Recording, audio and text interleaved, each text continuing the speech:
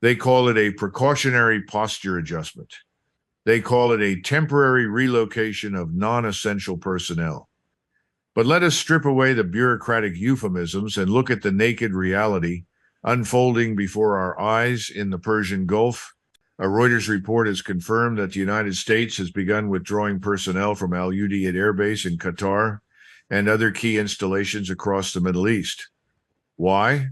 Because Tehran issued a warning, because the Iranian leadership made it explicitly clear that if Washington intervenes in their domestic affairs or launches a strike, these American bases will be turned into craters. Think about the magnitude of this moment. For decades, American military bases were the ultimate symbols of projection. They were the unsinkable aircraft carriers of the empire, the iron fists that enforced the Pax Americana. When the United States parked a carrier group or established a forward operating base, it was a message: we are here, and there is nothing you can do about it. But today, we are witnessing the inverse. The mere threat of retaliation from a regional power, a nation under heavy sanctions, a nation the West likes to paint as backward and collapsing, has forced the world's supposed hyperpower to flinch. They are packing their bags before a single shot has been fired. This is not a strategic maneuver. This is the optics of fear. To understand why this is a catastrophic signal for U.S. hegemony, we must look at history. We must look at the precedent that is being shattered. Go back to the Cold War. Go back to the 1953 coup in Iran, where the CIA overthrew a democratically elected leader, Mohammad Mossadegh, simply to secure oil interests and geopolitical alignment. Back then, Washington didn't withdraw. It doubled down. It imposed the Shah. It dictated the terms.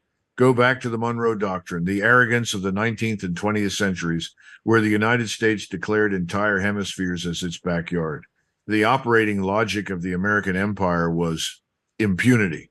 They could strike you, sanction you, or invade you, and they believed themselves to be untouchable, protected by two oceans and a military machine that had no peer. But history is a brutal auditor, and the books are finally being balanced. What we are seeing in Qatar today is the realization of the Suez Moment for the United States.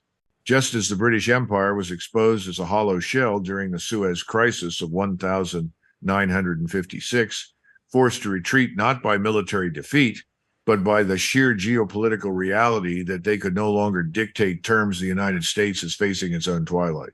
The decision to withdraw personnel from the line of fire reveals a terrifying truth for the establishment in Washington. Their assets are now liabilities. These bases, once the pillars of containment, have become hostages. The Iranians have effectively communicated that the cost of American intervention is no longer zero. The cost is now total war, a war that the United States, with its fractured economy and weary population, simply cannot afford to fight.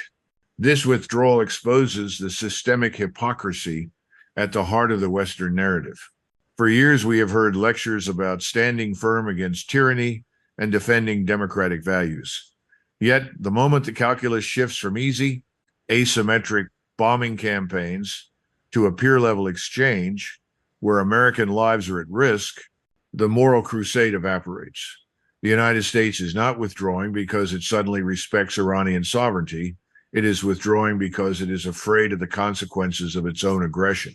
It is a tacit admission that the era of the unipolar moment is dead and buried. The global South is watching, Beijing is watching, Moscow is watching. Do you think they see a precautionary measure? No. They see a superpower that is risk-averse to the point of paralysis. They see an empire that has overextended itself, stretched so thin that a single threat from Tehran can force a logistical scramble. This is the blood in the water. The narrative of American invincibility relied entirely on the perception that the U.S. would always hold the escalatory dominance. That illusion has been shattered. The withdrawal from Al Udeid is the physical manifestation of a psychological defeat. It validates everything the realist camp has been arguing for years, that liberal hegemony was a fever dream, and we are waking up to the hard, cold reality of a multipolar world where nations defend their interests with iron, not with platitudes. As we move deeper into this analysis, we must not look at this event in isolation. This is not just about Iran. This is about the collapse of the deterrent capability of the United States dollar and the United States military. The two pillars of empire are shaking. The Iranians have called the bluff. And Washington, faced with the choice of escalating into a devastating regional war or silently retreating into the shadows, has chosen the path of least resistance. But in geopolitics, the path of least resistance is the path of decline. The signal has been sent to every adversary and every ally. The security guarantee is void. If they can scare the Americans out of Qatar with a press release, what happens when the pressure is applied in the South China Sea? What happens in Eastern Europe? The dominoes are not just falling, they are being pushed. And pushing those dominoes is not just a matter of military posturing. It is a systematic dismantling of the economic cage the United States has built around the world since 1945. The physical retreat from the Persian Gulf is merely the visible symptom of a much deeper terminal pathology, the failure of the coercive mechanisms that once defined American power. For decades, the playbook in Washington was simple. If a nation disobeyed, you didn't need to send the Marines immediately. You sent the Treasury Department. You weaponized the dollar. You cut them off from SWIFT. You strangled their economy until the population starved or revolted. It was a siege by spreadsheet, a bloodless war waged by bureaucrats in suits. But look at Tehran today. Look at the target of this maximum pressure. By all conventional metrics of Western economic warfare, the Iranian economy should have collapsed 10 times over. Their currency should be dust. Their industry should be rusted shut. Yet not only are they standing, but they are confident enough to issue ultimatums that send American troops packing. How is this possible? It is possible because the mechanism of sanctions has broken. The United States has overused this weapon to the point of obsolescence. When you sanction half the world, when you try to economically strangle Russia, China, Iran, Venezuela, and North Korea simultaneously, you do not isolate them. You force them to build a new world. You force them to create an ecosystem where the US dollar is no longer the oxygen they need to breathe. We are witnessing the most sophisticated era of circumvention in modern history. The resilience of the Iranian state is not a miracle.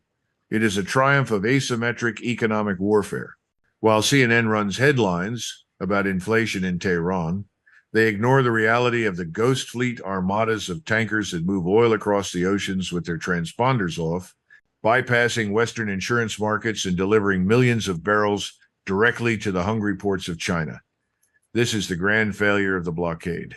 The United States demands that the world stop buying Iranian energy, but China, the factory of the world, ignores the edict. Beijing buys the oil in yuan, pays through cross-border interbank payment systems that bypass New York entirely, and the cycle continues. The blockade is porous. The siege is a farce. This is a circumvention that keeps the neoconservatives awake at night. The axis of resistance has evolved into an axis of economics. We are seeing the crystallization of a parallel global economy. Iran trades drones and missiles to Russia. Russia provides advanced fighter jets and cyber capabilities.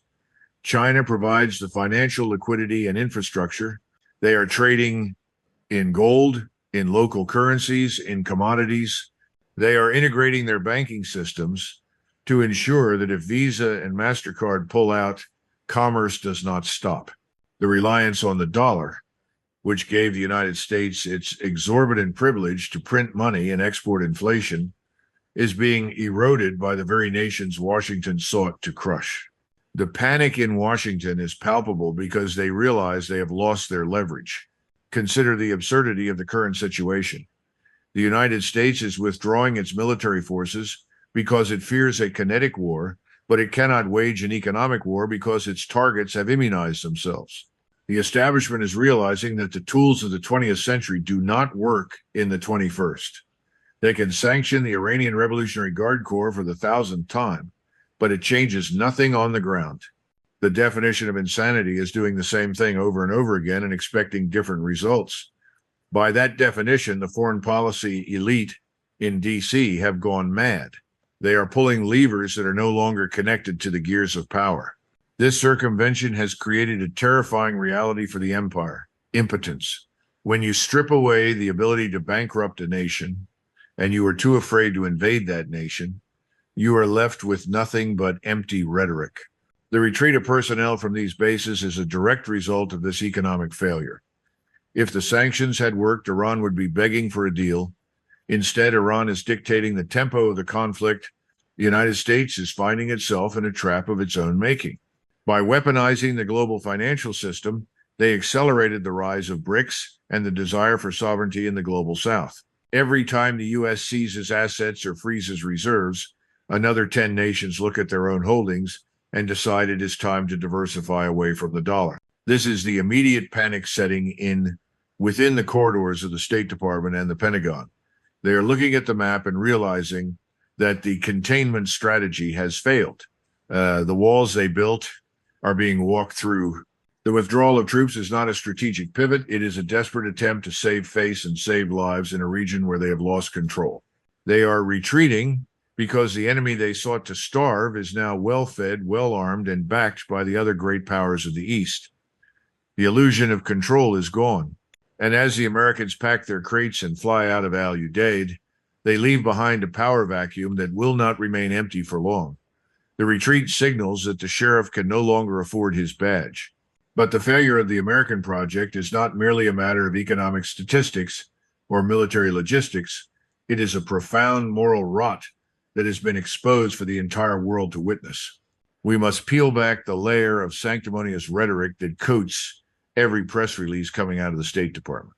They speak of democracy promotion, of human rights, of the rules-based international order. These are not ideals. They are weapons. They are linguistic camouflage designed to obscure the machinery of resource extraction and geopolitical domination. The United States has fallen into its own moral trap, a trap where the stated goals of its foreign policy are so diametrically opposed to the gruesome reality of its outcomes that the cognitive dissonance is deafening. When Washington threatens Tehran, they frame it as a battle between liberty and tyranny. But let us look at the graveyard of nations that believe the American promise of liberation. Let us look at the recipients of this freedom.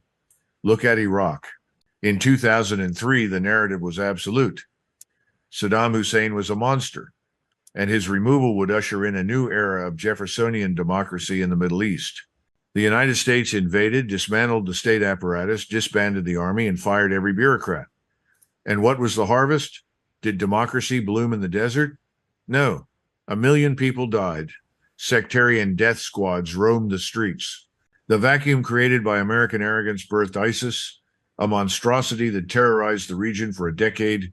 The liberation of Iraq was the destruction of Iraq. It was not a transition, it was an erasure of a civilization. Move the map to North Africa, look at Libya. In 2011, we heard the same song, responsibility to protect. We were told that Gaddafi was planning a genocide, a claim that was later proven to be largely fabricated intelligence. NATO intervened. They turned the sky into a killing field. They hunted down the leader of a sovereign nation and cheered as he was brutally murdered in the street. And what is Libya today? It is not a democracy. It is a fractured, lawless wasteland ruled by warlords and militias. It is a place where open-air slave markets in the 21st century exist on the shores of the Mediterranean. The nation that had the highest standard of living in Africa was reduced to rubble. This is the moral clarity of the West. They destroy the structure of order to loot the resources, and then they walk away, leaving the locals to live in the ashes. Then there is Syria. For years, the mantra was, Assad must go. The CIA poured billions of dollars into arming moderate rebels, a term that became a dark joke as those weapons flowed directly into the hands of al-Qaeda affiliates and extremists. The goal was never the welfare of the Syrian people. The goal was to break the axis of resistance, to sever the link between Tehran and Hezbollah, to secure pipeline routes. The result was a charnel house. Cities leveled, generations displaced, a refugee crisis that nearly broke Europe, and yet the establishment in Washington still dares to lecture the world on morality. They stand on a mountain of corpses and preach about the sanctity of life. This is the trap they are setting for Iran, and it is the trap Iran refuses to walk into. The Iranian leadership looks across their borders. To the west, they see the broken ruin of Iraq. To the east, they see the failed state of Afghanistan, where the U.S. spent 20 years and $2 trillion only to replace the Taliban with the Taliban. Tehran understands that American intervention is not a prescription for health. It is a death sentence for the state.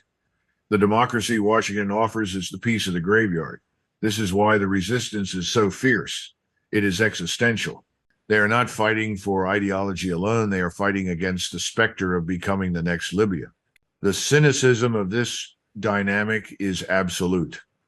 The United States does not care about the internal governance of the nations it targets. It cares about submission. Saudi Arabia is a monarchy with a dismal human rights record by Western standards, yet it is a cherished ally because it buys weapons and sells oil in dollars. Iran has a hybrid electoral system, yet it is the ultimate enemy because it refuses to kneel. The moral judgment is entirely transactional. If you submit to the empire, your sins are forgiven. If you resist, your existence is a crime. This hypocrisy has eroded the soft power of the United States to dust. No one believes the speeches anymore. When the U.S. Secretary of State talks about international law, the global South hears imperial decree. This moral bankruptcy has consequences. You cannot coerce the world forever with lies. Eventually, the victims compare notes. Eventually, the narrative of the benevolent hegemon collapses under the weight of its own atrocities. The withdrawal we are seeing now is partly a result of this moral isolation. The United States finds itself alone in its crusade.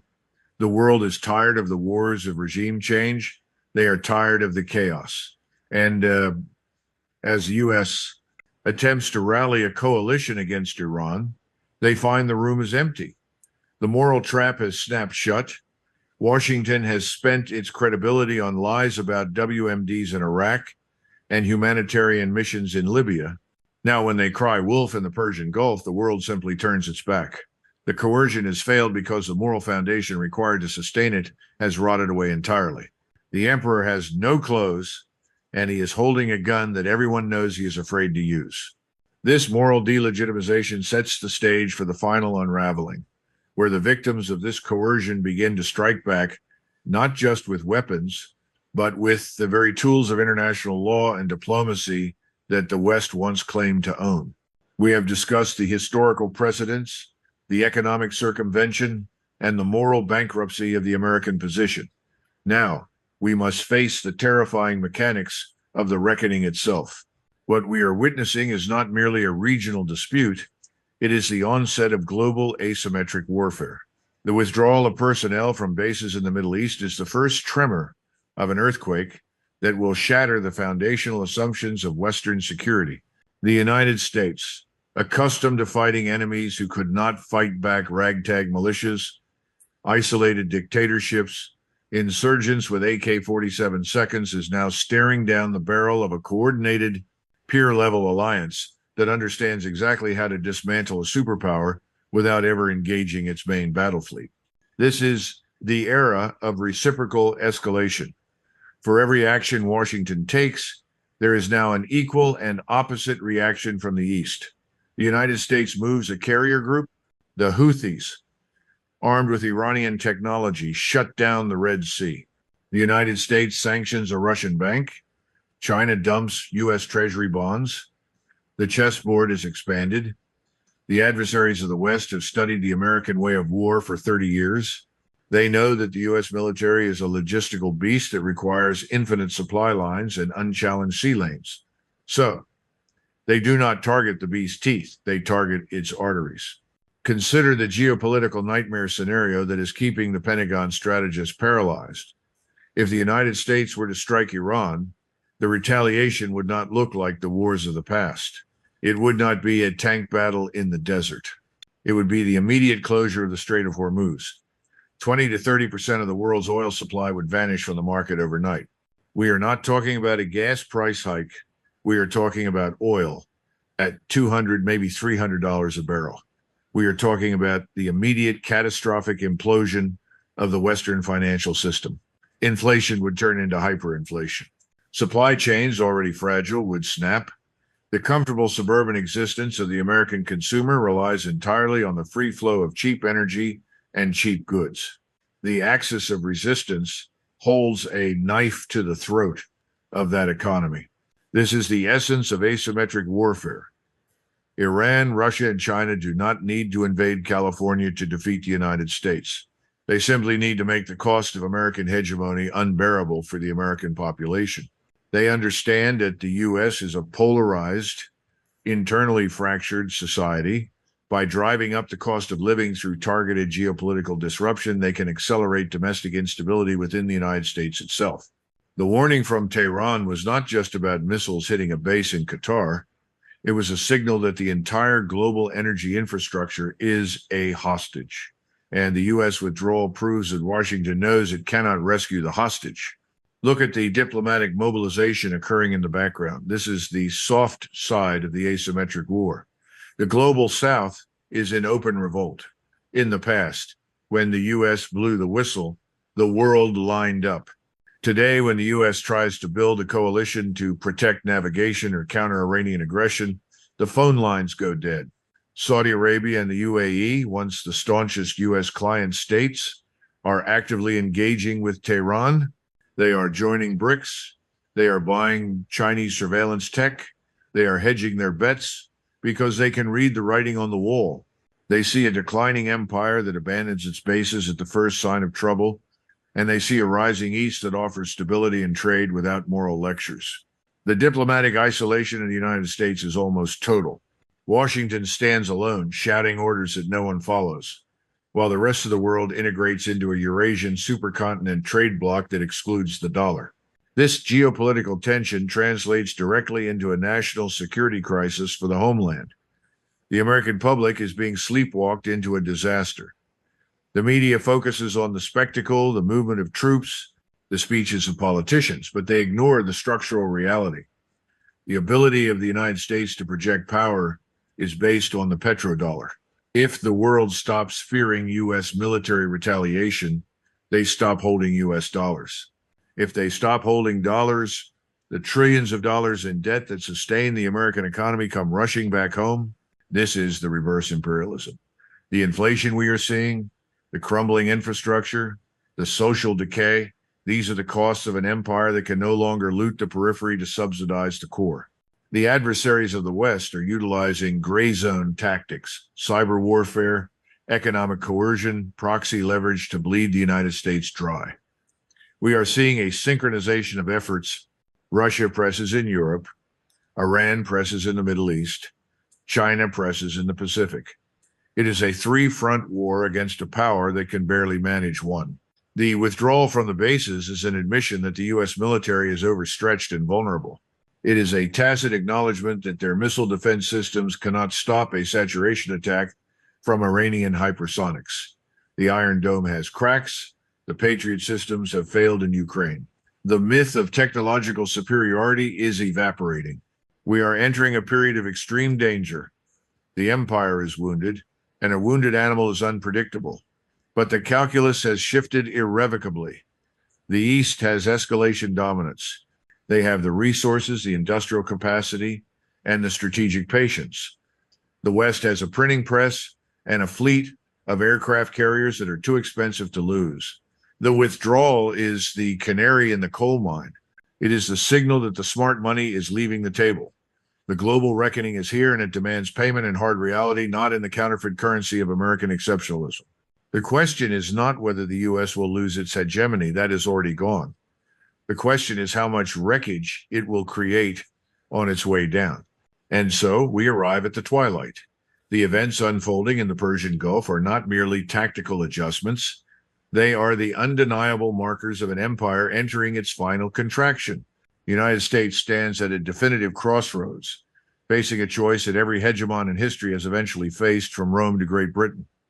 It is the choice between adaptation and annihilation. Washington can choose to accept the new reality, to accept that the unipolar moment was a historical anomaly that is past. It can choose to become a normal nation among nations, protecting its own borders, fixing its own crumbling infrastructure, and engaging with the world through diplomacy rather than coercion. This path requires humility.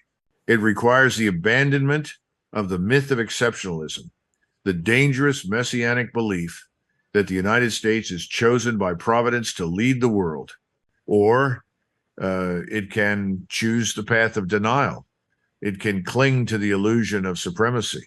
It can continue to print trillions to fund wars. It cannot win, sanction nations it cannot control, and threaten powers that no longer fear it. This is the path of hubris, and history is merciless to hubris. If the United States refuses to manage its own decline, the world will manage it for them. The chaotic withdrawal of personnel we are seeing is a symptom of this forced management. Reality is intervening where strategy has failed. The establishment is being dragged, kicking and screaming into a multipolar world. They are retreating not because they have found wisdom, but because they have run out of options. The tragedy is that the American people are the ones who will pay the price for this refusal to adapt. While the elites in Washington play their grand chessboard, believing they can checkmate Russia and China simultaneously, the average citizen sees their purchasing power vanish and their security erode. The empire does not serve the nation, it feeds upon it. The withdrawal from these bases should be a moment of national reflection, a realization that global dominance is a luxury we can no longer afford. But instead, it will likely be spun, ignored, or buried under the next news cycle. But you, the viewer, you know better. You can see the cracks in the marble. The sun is setting on the era of Western dictation. The rise of the global South, the solidification of BRICS, and the defiance of regional powers like Iran are not temporary disruptions. They are the birth pangs of a new order. An order where sovereignty is respected, where trade is not a weapon, and where no single nation sits above the law.